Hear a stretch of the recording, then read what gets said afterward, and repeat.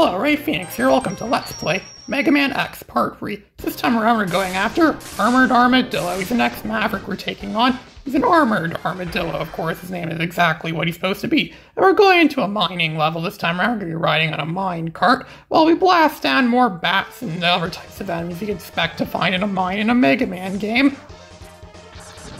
And so, of course, this level also has some of the best music you could expect. It's really impressive they could make such great, like almost orchestral quality music on a game cartridge. Because you have to be really careful with game cartridges, as I said before. Game cartridges can't really hold a lot of space, which is why making music for cartridge-based games is a big challenge. This game seems to pull it off perfectly fine. The SNES really was an awesome system of making CD quality music, but it's on a cartridge, where the Batman Returns game on the SNES also demonstrated that well. It makes music that sounds just like the music from the movie. So we use Flame Mammoth's weapon to destroy this thing that's going around destroying the rocks here. It's really easy to destroy this thing actually with Flame Mammoth's weapon. This is why I should always go after Flame Mammoth before going to this level. There's some Met tools there. Of course, Met tools are pretty standard to find at a mine or a construction site. So now we're going after what we've just collected, a sub-tank, a third sub-tank in this game. We already have 3 of them. It seems like the game just began. We already have 3 of the 4 sub-tanks and 2 of the Dr. Light upgrades. And now we also have like at least quite a few of the heart tanks already. So pick up the health there. I think we have a sub-tank full now. But now we have 3 sub-tanks. This is going to start filling up the next one. There's bats everywhere. Bats are actually really good for grinding. Because bats a lot of times bats drop things like health and weapons energy and stuff like that. So for grinding, it's really good to just kill a bunch of bats really easy to get a lot of health and to fill up your sub-tanks. You will be needing the sub-tanks later in this game, that's for sure. Sub-tanks are very crucial to get through the Sigma stages, though. Those Sigma stages are going to really be something. There was that rolling spike thing again we saw in Chill Penguin Stage. This level actually is a lot like Chill Penguin Stage. I'm starting to notice more like recycling of the levels. Each level is supposed to be different since it's non-linear gameplay, but it seems to recycle a lot from Chill Penguin Stage now that I think of it. And so you just ride free. Look at that, these helpless things are just with a pickaxe, they're just standing there doing nothing as they get destroyed by us just riding that minecart thing. And there's going to be another one of those robot smasher things from those robot mining things, which easily be destroyed if we have Flame Mammoth's weapon. Again, Flame Mammoth is one of the best weapons in this game. A lot of the weapons in this game actually are pretty good. This game probably has some of the best weapons of any Mega Man X game ever, because a lot of them actually are more useful than just simply serving as the weakness of another Maverick or a Robot Master. I find a lot of the classic Mega Man games after Mega Man 3 have weapons that are only really good as weaknesses. They're just really only good to be used as weaknesses against their respective Robot Master, but this game actually is more like Mega Man 1 and 2. There's actually a lot of weapons in this game that actually work pretty good as just weapons on their own without being used as a weakness, like Flame Mammoth's weapon and Storm Eagle's weapon. But I still like to use this as little as possible, because Mega Man X's X-Buster is really just that good. And now we're finally at the end. We're here with the level here where we're going to be taking on Armored Armadillo, and his weakness is Spark Mandrill's weapon. Spark Mandrill's even more of a copycat of Sparkman because his weapon's pretty much the same as Sparkman's weapon. It's just this thing. It's just this thing that shoots at a bolt of like a I don't know, you call it like a bolt of electricity, and it attacks whatever it touches. And it's like a watered down version of what Elecman's weapon was from Mega Man 1. There never will be another weapon just as good as Elecman's weapon. Elecman's weapon was so overpowered that we'll only ever see a weapon of that kind of power in Mega Man 1. So barely doing anything, and Armored Armadillo's pretty much destroyed. Just one shot of that destroys his shielding, which, well, his shielding's a big part of what he is. Once he loses that, he's pretty much just a sitting duck that just gets killed off easy. And look at that, we just defeated him like he was nothing. It only took up like half of our energy. The problem is, if you get killed in this game, it doesn't replenish your energy, which I guess that's a common thing throughout the Mega Man series, but a lot of time in this game, if you run out of energy, there's no way to refill your energy. There are no weapons energy tanks in this game, so this game of Mega Man X is not always the best at conserving weapons energy. You can actually charge special weapons, or the weapons in this game too, once you get the upgrade for that. Once you get that arm cannon upgrade, but we don't have that yet. So next we're going after pretty much the dive man of this game, Launch Octopus. Launch Octopus's level is very similar to Dive Man's level, but it's a bit more challenging. There's more spikes everywhere, and it looks more like we're on a beach rather than whatever whatever Dive Man's level is supposed to be. And of course there's that turtle thing again, some of those other enemies we've seen in pretty much every other level in this game so far. I'm starting to realize how, lazy the game makers may have been by just using the same enemies over and over again. But again, as I said, most of our inventions are made out of laziness. A lot of games suffer from the same thing, so I guess that's not really like, it's probably due to limitations, so I'm not really gonna, this is a masterpiece of a game. Just look how well detailed this is. We're under the sea. You can see like the sea plants and stuff like that. It looks so well detailed, like rich of detail. Almost photorealistic for what photorealistic was in 1993. This really does demonstrate what the SNES was awesome at. It was a powerhouse of games like these. This is also the last time we truly saw, or one of the last times, we truly saw Nintendo being a powerhouse, because all the Nintendo systems that came out after us are pretty much suffered from setbacks. And they only really make them so they can sell the exclusives like Mario and Zelda and stuff like that. This level is filled with these mini-boss things, but they could easily be killed just by shooting a bunch of, not even charge shots, just a bunch of regular X-Buster pellet shots are enough to destroy those things.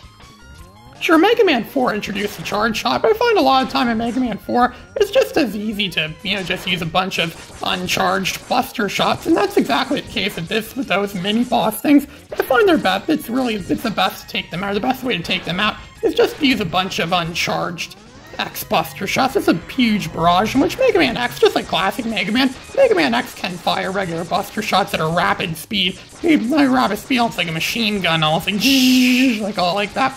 So there isn't really much of a point in using charged buster shots. Like it's destroy him easy just by using a ton of uncharged buster shots. Another great thing that Mega Man X has is that when he picks up energy, he doesn't have to have the weapon he wants filled up equipped. It just automatically goes to the weapon with the least amount of energy. So, which classic Mega Man could do that in the NES games if he picked up the energy equalizer, which is a special thing he has to pick up. But Mega Man X doesn't need one of those because he already comes fully equipped with one of those. I guess it's another, plus for Mega Man X.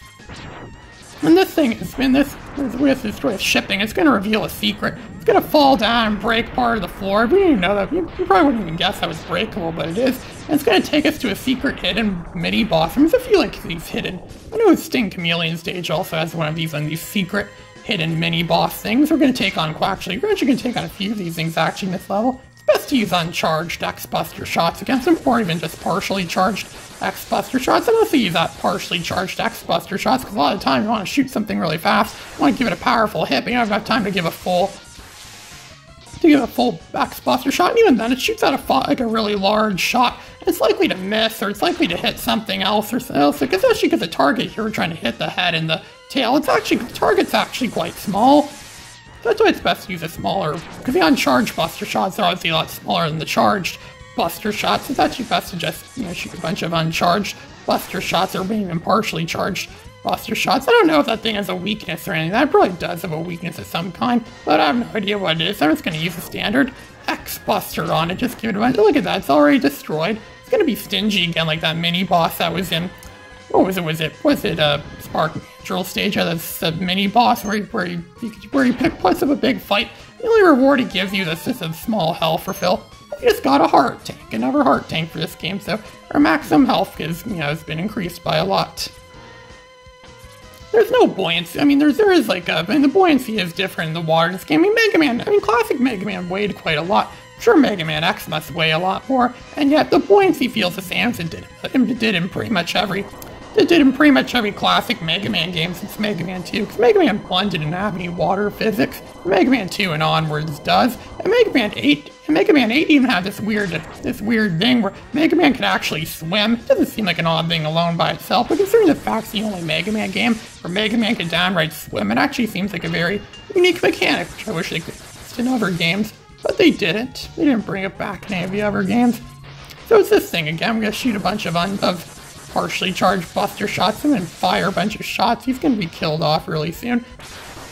And this thing isn't really that challenging or that, or maybe it's just because I've played it so many times I know very well how to destroy this thing. Look at that, I fired a fully charged Buster shot into him. This thing actually does have quite a lot of health actually, the more I think of it, but he's been destroyed now, so we just collect what comes off him. Ooh, this one wasn't as stingy. He actually gave us we got a full health refill from that one. It's got 6 lives. I don't think I've been killed yet. I've just been collecting lives and I didn't actually get killed yet. quite impressive, actually. Later Mega Man X games aren't going to be that forgiving. This is the easiest one. So now we're going after Launch Octopus. He's actually kind of challenging about his weakness.